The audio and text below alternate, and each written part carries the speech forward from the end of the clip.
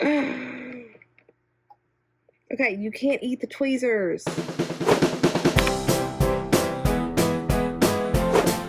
Good morning, Reptilians. Welcome back to my channel. So this week, as I said last week, or earlier because I'm shooting these videos on the same day, hence Zaz still being on my shoulder, I am in Iowa. So before I left for Iowa, I shot a feeding video of me feeding all of my animals, and I thought that that would be a really cool video to post because it's super easy for me to edit since I am out of town, and you guys seem to really enjoy watching my animals eat, which is perfectly understandable because I also thoroughly enjoy watching other people's animals eat. So I thought that I would post a video of me feeding all of them this week. But before we get started on that, I did want to mention that this video is sponsored by the Dubia Dude, so make sure to stay until the end of this video to find out how you can save 10% off of your entire order at thedubiadude.com. Let's feed those animals.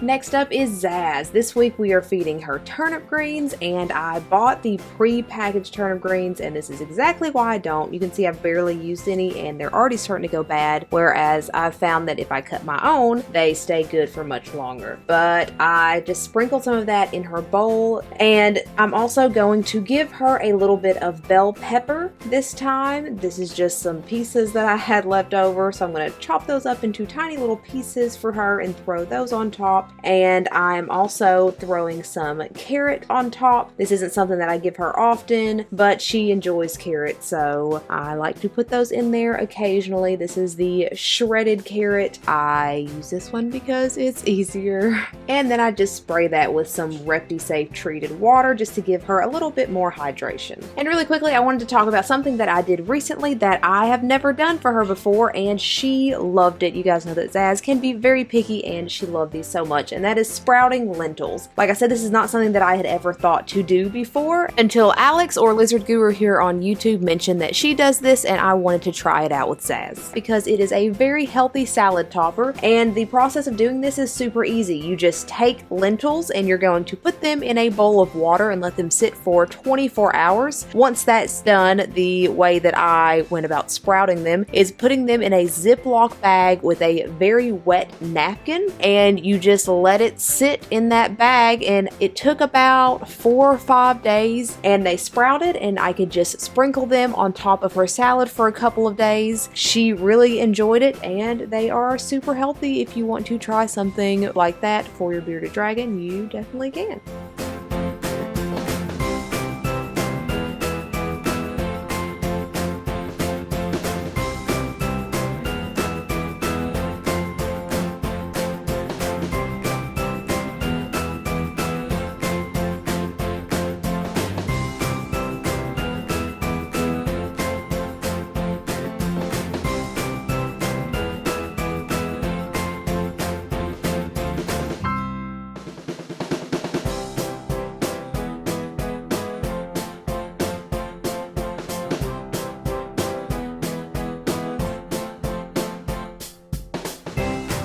Nope, nope, nope, nope.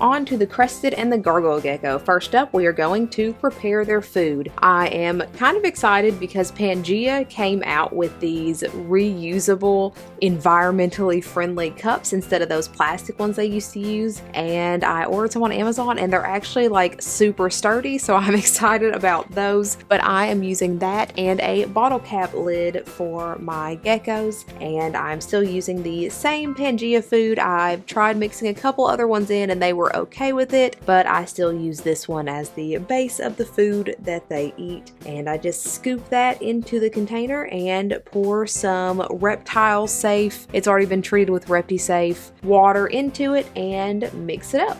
And as always, the consistency on this is completely up to you. I made this a little more watery than I usually do. And of course, I also made a mess as I always do, and that's why I put a towel down this time instead of spilling it all over my counter.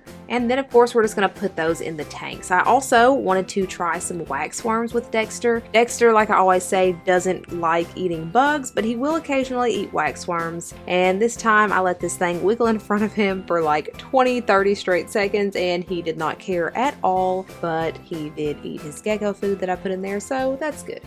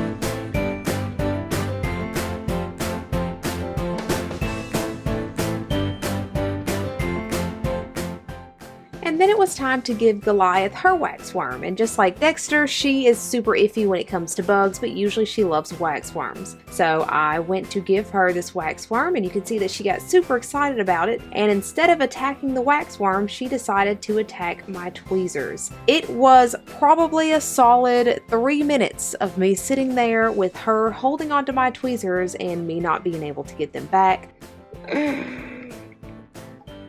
Okay, you can't eat the tweezers. I didn't want to pull them because I didn't want to injure her teeth, and I also didn't want to drop them because I could feel her actively trying to swallow the tweezers. So it was just a game of waiting until she opened her mouth. Just super, super fun times. And just for a quick update on this tank, I did decide against getting any kind of isopods to go in there. There's nothing in this tank yet, but I'm not going to do the isopods. I am just going to stick with straight springtails because there were a few horror stories in there about isopods, and most of you guys didn't recommend them or only recommended using certain kinds. So I'm just going to skip that, but everything else is still solid. The plants are growing. I'm still debating, going back and forth whether or not I want to turn this up on its side or not yet. But like I said, I am leaving this week, so I won't be doing that this week. But I might, I don't know. It's still just there and it's still just empty.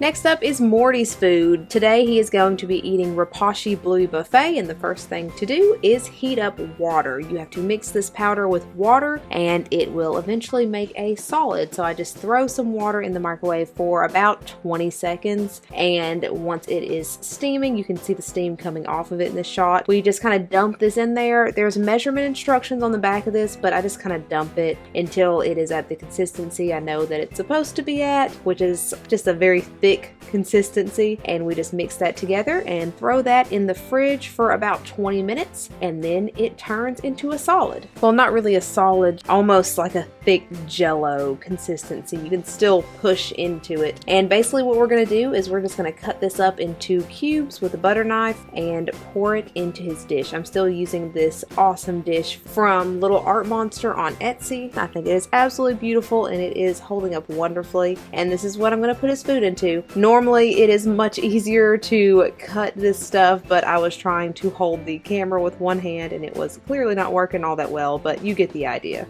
And I did end up throwing a few waxworms into this too. Waxworms like never live for me. So usually when I buy a tub of waxworms, I like to go ahead and give them to everyone that will eat them to try to get as many of them used as possible before they die.